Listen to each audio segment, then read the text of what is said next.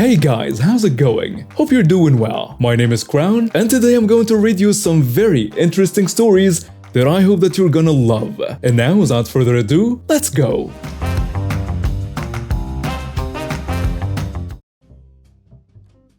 I, 28, email have been low contact with my family for a very long time, practically since I started college a decade ago.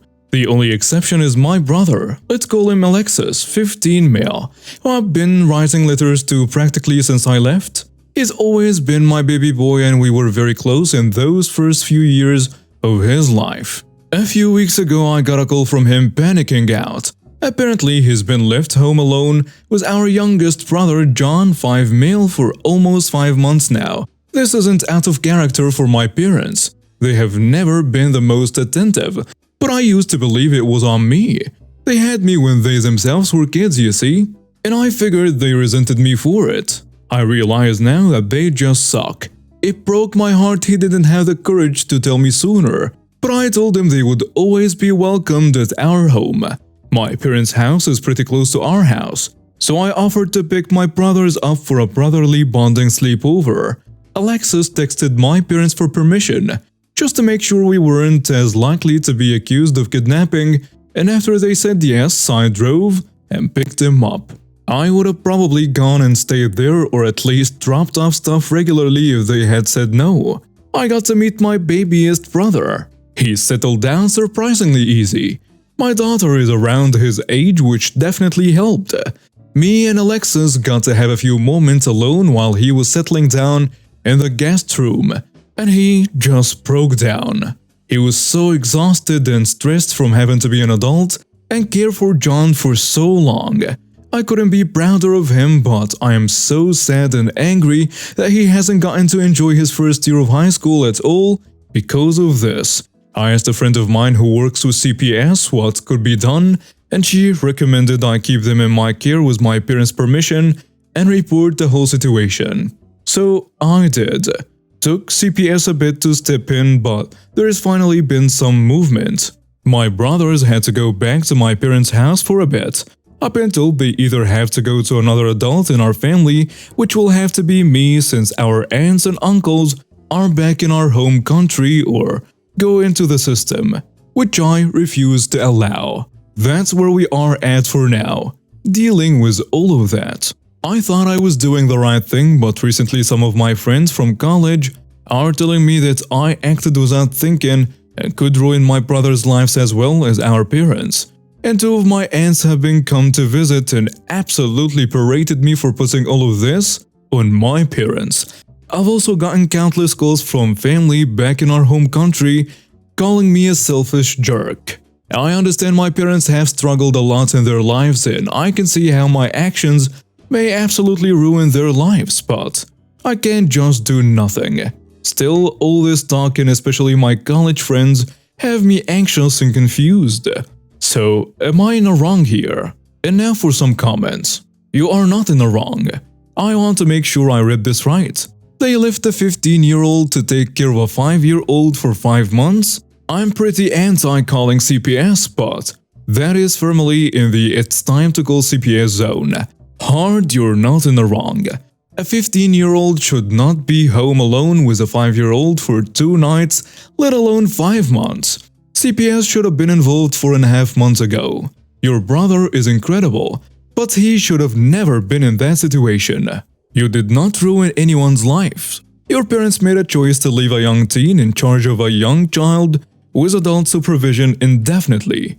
That was a choice, and choices have consequences. Their consequence will likely be losing custody of their sons. For your friend, tell them their attitude is a reason child abuse perpetuates. For your aunts, ask them where they were and why they weren't helping your brother. Ask them why they think a 15-year-old should be the sole caretaker for a 5-year-old when both have been abandoned by their parents. Ask your family members back home if they plan on moving to live in the home to care for both boys since your parents are clearly unwilling to. You absolutely did the right thing. You are not in the wrong. Ignore those anti-jerks and other problematic adults. It doesn't matter if they have money. You don't leave a 15-year-old and a 5-year-old alone for months. The parents will be lucky if they don't get a charge from the state for child abandonment and abuse. I'm 25 male. My wife, 23 female, and I have had a tradition every Christmas where we would bake Christmas cookies and frost them without friends. We'd then give the cookies out to friends and family and helpers. Every year my wife would take on the bulk of the baking duties, insisting that only she knew how to bake them right, and only letting whoever is helping frost them. She always insisted on doing all the baking because frosting is the fun part, and the only thing people want to do. Usually, this frosting and baking marathon would last until the wee hours of the morning and start around noon. Well, this year, for reasons that aren't relevant to this post today, she would not be available on the day we normally do all of this. She was sad that we wouldn't be able to do our cookie tradition.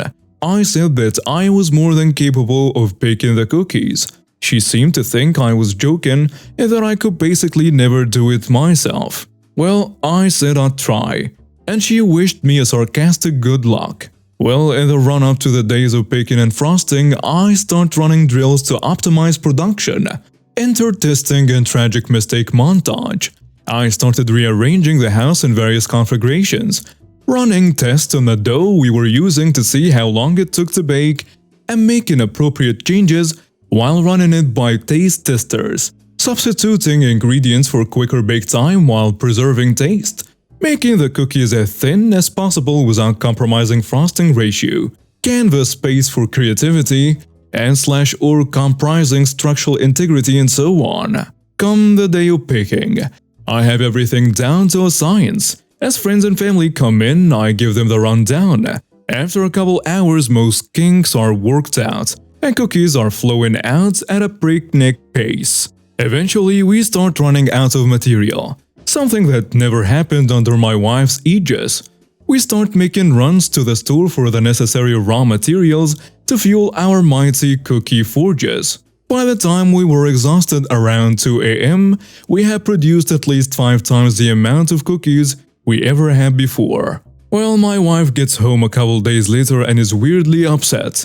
She insists the cookies taste weird, that we spent too much money, and that I was actively trying to make her look bad by making so much more than her. In truth, I ran blind tests to see if anyone could differentiate between our old recipe and mine, and no one could. I also only spent 40% more than years previous as I slotted in some cheaper ingredients and bought some stuff in bulk.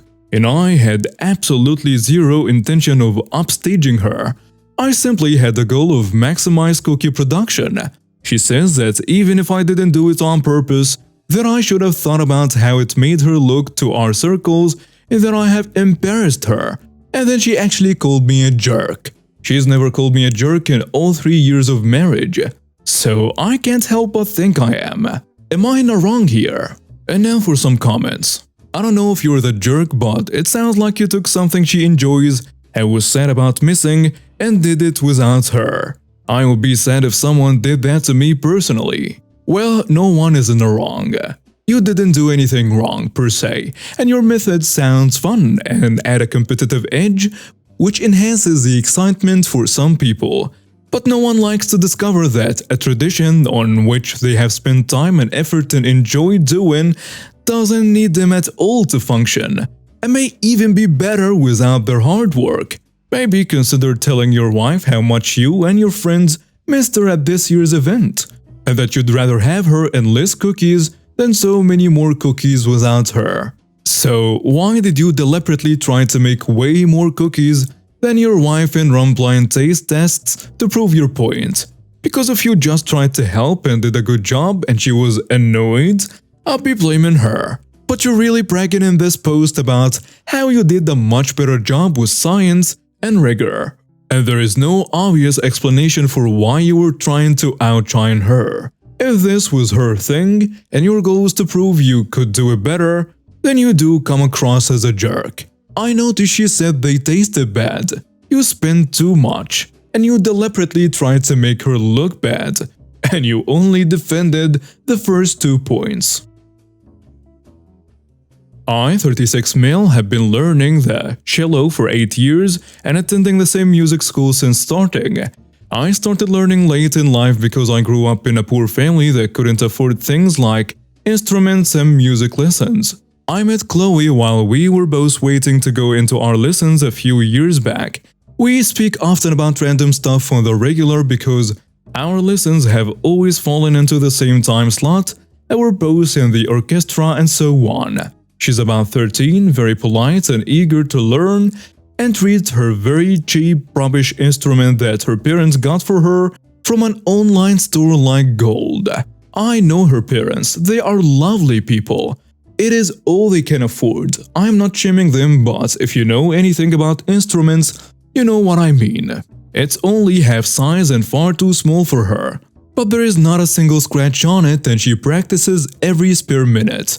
I've recently upgraded to a performer instrument, and the trade-in on my $9,000 cello would have gotten me only $4,000 back, so I decided to keep it and sell it myself. I am pretty well off now, but I know what it's like to be where Chloe is, so I've taken pity on her. I usually gift her something at Christmas, like her next grade of music book, Rosin, and a gift card from the local luthier to get a new bow and have her instrument serviced, but having not had time to list my old cello for sale or even know where to, my good deed strings got plucked at thinking that my old instrument would likely mean the world to someone like Chloe, whose parents will likely never afford a decent instrument for her. But stupid me mentioned this idea to my sister-in-law Gail, who has a daughter at the age of 14. We will call her Alice, and she told me that Alice wants to learn the cello, and insisted that I give the instrument to her daughter instead, as it's too valuable to give to a stranger's kid. Alice is her own little dude and we got along quite well, but she has never mentioned wanting to learn an instrument to me until she watched Wednesday, and now at school, all of a sudden, Alice hasn't stuck with anything for long. She follows fads and jumps from one thing to another, and is, for lack of a better word, spoiled, and based on her track record, handing her anything other than a student cello as her first instrument would be a waste, as I'm unable to convince myself that she would even practice, let alone reach a point that would call for this level of instrument. Where Chloe is at a point where yes, this instrument is slightly too big for her right now, but she needs it. And call me what you'd like for this part, but I'd feel happier about giving it away to someone that needs it, like Chloe, rather than someone that just wants it because it's connected to me. You know, but that has me worried that I might be seen as a jerk on this decision. Family first. The music school is putting on Christmas carols tonight, and I intend to gift the cello to Chloe at the end, but I'm still conflicted about it. And now for some comments. You are not in the wrong for gifting your cello to Chloe. Based on the details, I will give it to Chloe over the niece-in-law as well. You are not in the wrong. You want that cello to be used, played, and loved, and Chloe will do that. I ended up giving my daughter's old harp to a little girl who was learning. Sure, I could have sold it, but I'd rather someone use it who wouldn't get the chance to otherwise. You are not in the wrong. I think that it sounds reasonable to give the cello to someone who already has shown consistency and interest in the instrument versus someone who may not or is likely not going to play the cello when the fad is over.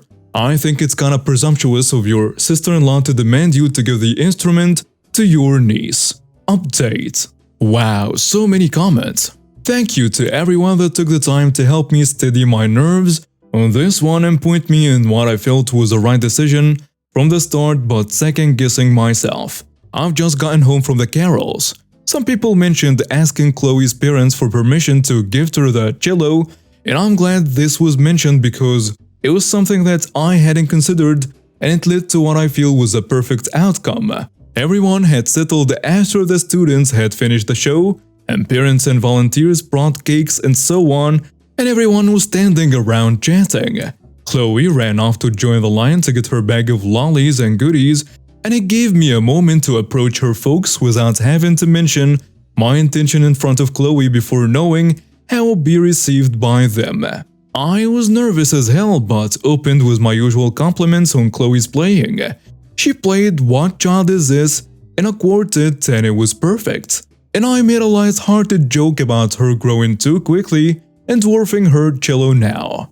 Her parents laughed but went on to mention how they have been saving to buy her a bigger one and that they didn't want to go cheap this time like they had with her first couple. Having learned a lot very quickly about quality, but when they had taken Chloe to the luthier with the intention of getting her one for Christmas, they had been disappointed to find out that they hadn't saved enough for the quality that Chloe needed, and that they had been devastated despite Chloe understanding and taking the revelation quite well. Figuring that a new cello was kind of something they had worked hard on getting for Chloe, I decided to try and get them in on the idea and asked them how much they had saved and would they be interested in buying my old one, as I had a new one now and had no need for it, but I didn't notice that Chloe had approached back from the line and she piped up with a low tone that they hadn't even saved enough for the student quality instruments, let alone mine. She has a good idea of how much instruments are worth. I stumbled on my words a little, but I went on to insist on knowing how much they had saved, and her mother told me that they had saved around $1,600. I told them that that sounded like a good enough offer to me, and that I would be happy to know that it was being played and cherished by someone like Chloe that would take good care of it, and I held out my hand to shake on the deal.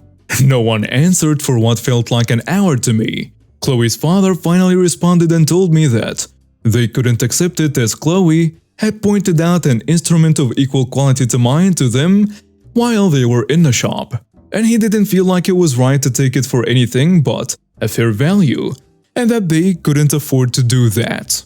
I'll admit that I felt a little bit annoyed by his initial good-mannered refusal, but I understood it as I was raised by similar-minded parents with the same values, but I told their parents that it was an offer that I felt that they really couldn't pass up, as it was something that I felt Chloe had earned and needed desperately, and that even if they didn't accept my offer, I was going to give it to Chloe anyway. And I turned and placed the hard case in front of the shocked and dead silent Chloe and walked away. Chloe's father approached me while we were helping pack up the entertainment hall, and he gave me a hug and thanked me, promising to drop off the money at my shop in the morning and offering to help me out if ever I needed anything. For a stubborn bloke like that to be as red and teary as he was, makes me sure I did the right thing in making him accept the cello like I did. Chloe was visibly quite emotional, but trying to not show it, but she broke down after mouthing thank you to me as everyone was leaving, and I found it extremely hard to keep my composure and could only manage a smile and thumbs up in return. I think I'm going to be riding this high for a good while.